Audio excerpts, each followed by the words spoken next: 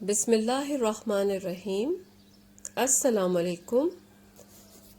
Dear students of class 8th, I am your Islamia teacher Maimuna. I hope you all are well and safe with your family at home. Student, take out your book of Islamiyat and open the page number 46. ہمارے سبق کا عنوان ہے عدل و احسان. جو شخص جس چیز کا مستحق ہے وہ اسے دے دینا عدل کہلاتا ہے. اگر جزا کا مستحق ہے تو اسے مناسب جزا دینا، اور اگر کوئی سزا کا مستحق ہے تو اسے مناسب سزا دینا عدل ہے. ہر کام کو اس کے موضوع، وقت اور مناسب طریقے سے انجام دینا بھی عدل کہلاتا ہے. عدل کے لغوی معنی ہیں سیدھا کرنا، برابر کرنا، توازن قائم کرنا یا کسی بوجھ کو دو برابر حصوں میں تقسیم کرنا. احسان کے لغوی معنی نیکی، اچھا سلوک اور مہربانی ہے. اصطلاح میں کسی کو اس کے حق سے زیادہ دینا احسان کہلاتا ہے.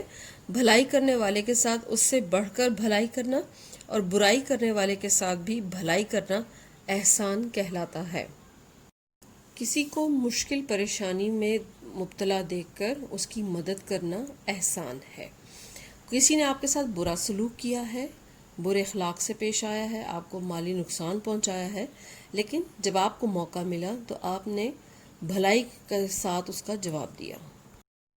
پوری کائنات کی بنیاد عدل پر قائم ہے، یعنی اگر کائنات میں عدل و توازن باقی نہ رہے تو پورا نظام کائنات درہم برہم ہو جائے.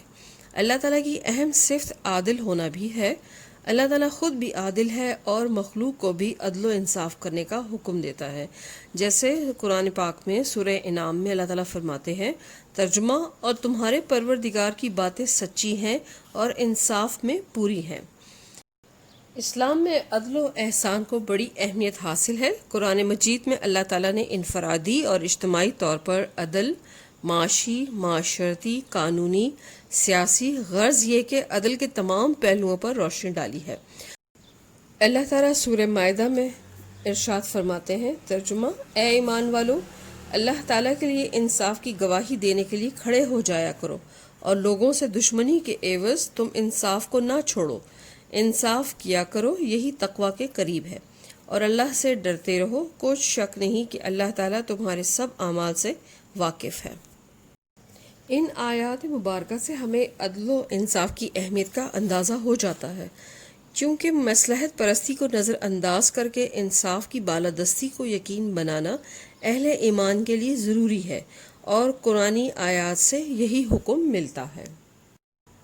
بنیادی طور پر عدل کو دو بڑی اقسام میں تقسیم کیا جاتا ہے. نمبر 1 انفرادی عدل اور دوسرا اجتماعی عدل. ایک کامیاب زندگی گزارنے کے لیے ضروری ہے کہ انسان کے ہر کام میں اعتدال پایا جائے. اسلام دین فطرت ہے. یہ دنیاوی معاملات کے ساتھ ساتھ روحانی عبادات میں بھی میانہ روی اختیار کرنے کی تعلیم دیتا ہے.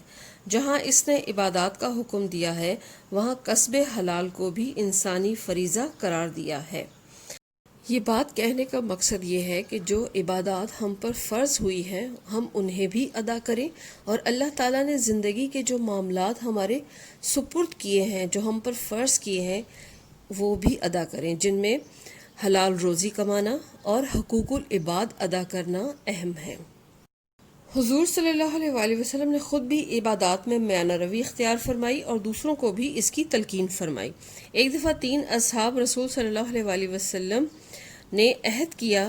ایک نے کہا کہ میں ساری رات عبادت کیا کروں گا اور سویا نہیں کروں گا. دوسرے نے کہا میں ہمیشہ روزہ رکھوں گا اور کبھی افطار نہیں کروں گا.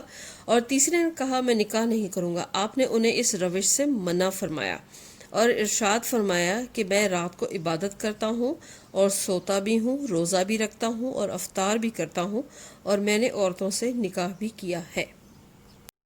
یہاں یہ بات واضح ہو گئی ہے کہ ایک شخص اپنی زندگی کے معاملات میں کس طرح عدل قائم کر سکتا ہے. آپ صلی اللہ علیہ وآلہ وسلم نے اجتماعی زندگی کے لیے عدل و انصاف کو بنیادی اہمیت دی ہے. مکہ مکرمہ سے مدینہ منورہ میں ہجرت کے بعد آپ نے ایک باقاعدہ معاشرے کی بنیاد رکھی تو میثاق مدینہ کے ذریعے عدل و انصاف کو یقینی بنا کر ہی معاشرتی وحدت اور استحکام کی راہ ہموار کی. اس طرح عدل و انصاف ایک اعلیٰ معاشرے کی بنیادی ضرورت معلوم ہوتی ہے۔ قرآن مجید میں بھی بار بار ظلم سے بچنے اور عدل و انصاف سے کام لینے کی تاکید کی گئی ہے۔ قرآن مجید میں اللہ تعالیٰ ارشاد فرماتے ہیں، ترجمہ اور دستاویز لکھنے والا انصاف کے ساتھ لکھے۔ بعض اوقات عدالت میں گواہی دیتے وقت بہت سے لوگ انصاف کا دامن ہاتھ سے چھوڑ دیتے ہیں، خصوصاً جب معاملہ اپنے رشتہ داروں کا ہو یا خود اپنی ذات کا ہو۔ اجتماعی عدل اسلامی معاشرے کا خاصہ ہے۔ آپ صلی اللہ علیہ وسلم بہت زیادہ عدل و احسان کرنے والے تھے، یہاں تک کہ غیر مسلم بھی اپنے تمام معاملات آپ ہی کے پاس لے کر آتے۔ اسلام میں عدل کی ایک امتیازی خصوصیت یہ ہے کہ یہاں فیصلہ مذہب و قبیلہ، رنگ و نسل، امیری و غریبی کی بنیاد پر نہیں ہوتا، بلکہ اللہ تعالیٰ اور اس کے رسول صلی اللہ علیہ وسلم کی تعلیمات کے مطابق فیصلہ کیا جاتا ہے۔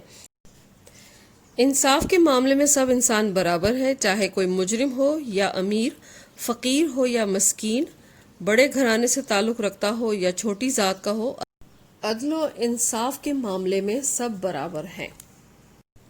ایک دفعہ قریش کی ایک معزز خاتون نے چوری کی، معاملہ آپ کی خدمت میں پیش کیا گیا تو آپ نے ہاتھ کاٹنے کی سزا سنا دی۔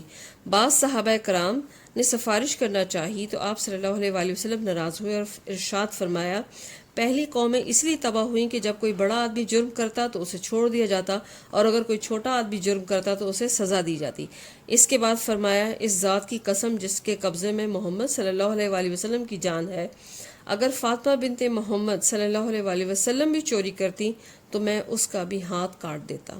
اسی طرح ایک اور موقع پر آپ نے فرمایا، 7 آدمیوں کو اللہ تعالیٰ میدان حشر میں اپنے عرش کے سائے میں جگہ دے گا، جب اس کے سائے کے علاوہ کوئی سایہ نہ ہوگا، ان میں سب سے پہلا عادل حکمران ہے۔ عدل و احسان سے متعلق آیات قرآنی اور رسول صلی اللہ علیہ وسلم کی حیات طیبہ کو پڑھ کر اس بات کا اندازہ ہوتا ہے کہ عدل و احسان کی کس قدر اہمیت ہے۔ اس لیے ہمیں چاہیے کہ ہم زندگی کے ہر معاملے میں عدل و احسان سے کام لیں تاکہ دنیا کے ساتھ ساتھ ہماری آخرت بھی سنور جائے۔ عدل و احسان کا قیام معاشرے میں توازن پیدا کرتا ہے، اس لیے ضروری ہے کہ ہم ہر حقدار کو اس کا پورا حق دیں۔ عدالتی معاملات میں دونوں فریقین کے ساتھ مساوی سلوک کریں۔ ملازموں کی بھرتی کرتے وقت اور طلبہ کو تعلیمی اداروں میں داخلہ دیتے وقت عدل و انصاف کا دامن ہاتھ سے بالکل بھی نہ چھوڑیں۔